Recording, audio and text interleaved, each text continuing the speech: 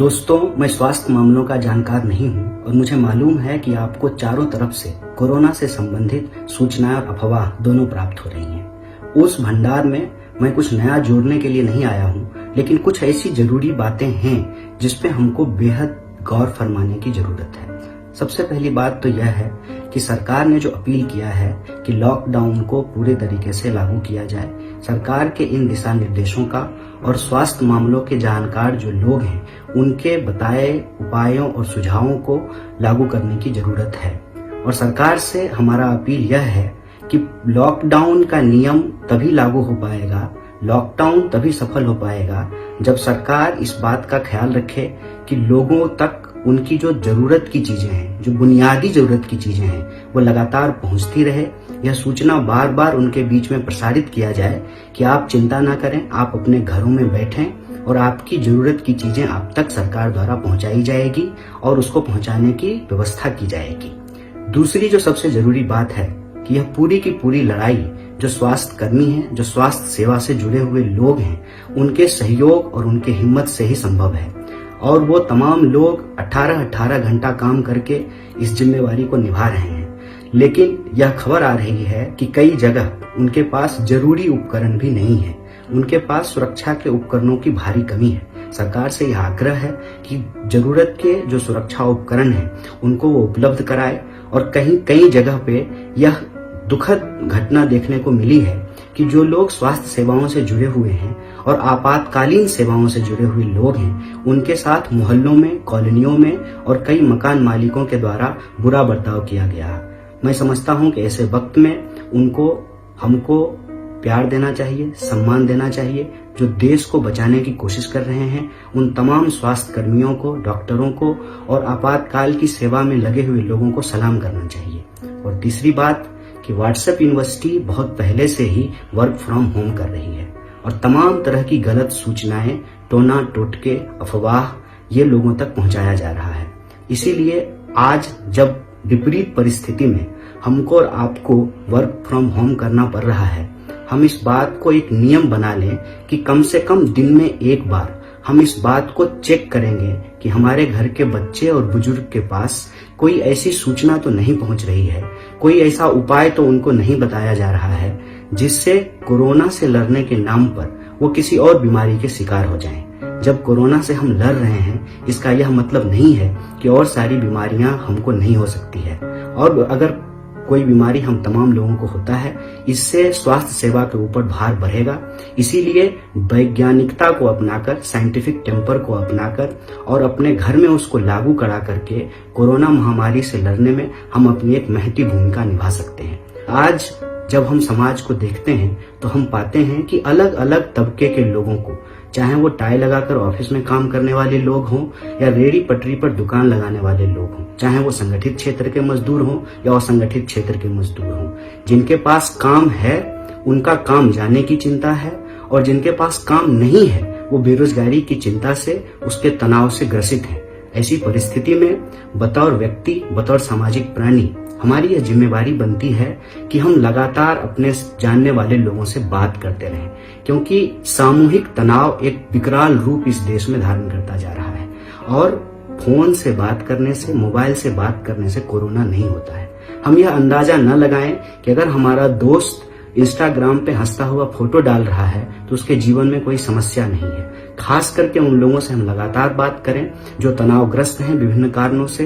तभी जाकर के यह जो सामूहिक तनाव की एक परिस्थिति देश में पैदा हो रही है उसको हम रोक सकते हैं। और इस देश की संस्कृति को अगर हम माने तो इस संस्कृति में बार बार यह कही गई है, जियो और जीने दो। यह जो जियो और जीने दो का सिद्धांत है, इसमें हम यह जोड़ सकते हैं कि खुद का भी ख्याल रखिए और अपने आसपास के लोगों का भी ख्याल रखिए। आज हम देखते हैं कि जब हम तमाम लोगों को अपने घर में रहने की हिदायत दी गई है, हम सोशल डिस्टेंसिंग के नियम का पालन करें और सोशल डिस्टेंसिंग के नियम को पालन करते हुए हम यह भी सुनिश्चित करें कि हमारे आसपास कोई ऐसा इंसान तो नहीं है जो भूखा है, जिसके पास जरूरत की चीजें नहीं पहुंच पा रही हैं। इसकी देखरेख भी हम करें और जो हेल्पलाइन नंबर जारी किया गया है उसका इस्तेमाल करके जो सरकार के द्वारा सहायता उपलब्ध कराने की कोशिश की जा रही है, उन संसाधनों का इस्तेमाल करके हम ख्याल रखें कि हमारी सोसाइटी में जो रहने वाले गार्ड हैं उनके पास खाना पहुंच रहा है कि नहीं पहुंच रहा है, हमारे घरों में जो काम करने वाले लोग हैं उनके घर पर राशन पानी है कि नहीं है। अपने इर्द गिर्द के लोगों का ख्याल रखना इस महामारी के दौर में भी हमारी एक महत्वपूर्ण जिम्मेवारी है। अलग अलग मीडिया चैनलों से यह खबर बार बार आ रही है कि लॉकडाउन की घोषणा के बाद खास करके जो गरीब तबके के लोग हैं, जो मजदूर हैं, उनके बीच में एक पैनिक सिचुएशन क्रिएट हुआ है। जो जहां पर हैं वो किसी भी तरह से अपना घर परिवार तक पहुंचने की कोशिश कर रहे हैं, क्योंकि वो जिन शहरों में काम कर रहे थे वहां सब कुछ बंद हो गया है, उनका काम बंद हो गया है और उनको बुनियादी जरूरत की चीजें भी नहीं मिल रही है और तमाम जो यातायात के साधन है वो भी बंद कर दिए गए। यह खबर देखने को मिली है कि लोग सैकड़ों किलोमीटर पैदल चल के अपना घर पहुंचने की कोशिश कर रहे हैं। रास्ते में उनको खाना नहीं मिल रहा है, छोटे छोटे बच्चे हैं जिनको खाने को नहीं मिल रहा है। उनका यह मानना है कि दूसरे शहरों में भूखे मरने से अच्छा है कि किसी तरह अपने गांव पहुंच जाए। इसीलिए हम देश की सभी राज्य सरकारों से और केंद्र सरकार से भी अपील करते हैं कि जो मजदूर जहां तहां फंसे हुए हैं, या तो उनके लिए खाने पीने की, दवाइयों की और बुनियादी सुविधाओं की व्यवस्था करें, और जो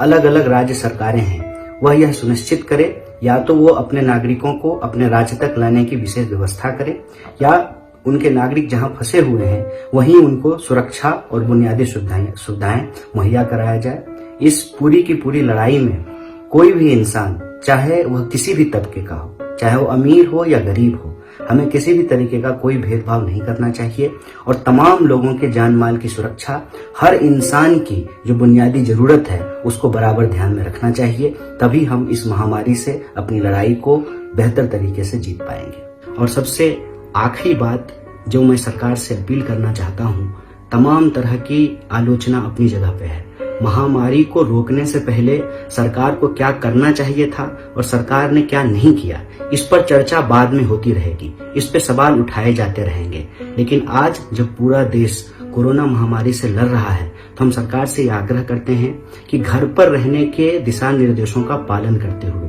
सोशल डिस्टेंसिंग के नियम को मानते हुए,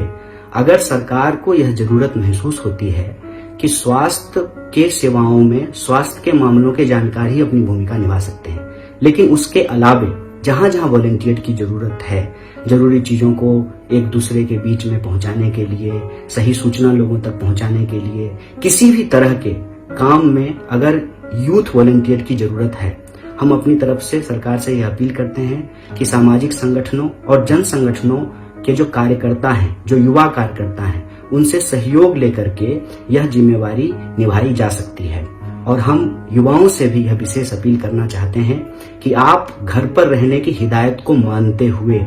अपने जो लोकल प्रशासन है उसके संपर्क में रहें, अपने पंचायत के लोगों के संपर्क में रहें, जो भी सरकारी तंत्र कोरोना महामारी से लड़ने के लिए उपलब्ध है उन तमाम लोगों के संपर्क में रहें और प्रशासन के कहने पर ही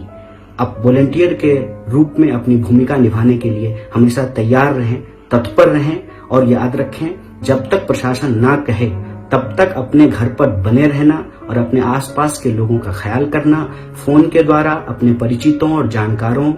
का कुशल क्षेम पूछना, और इन तमाम तरह की कोशिशों को एक साझी लड़ाई का रूप देकर के ही हम कोरोना महामारी से लड़ सकते हैं और कोरोना महामारी को हरा सकते हैं। बहुत बहुत धन्यवाद।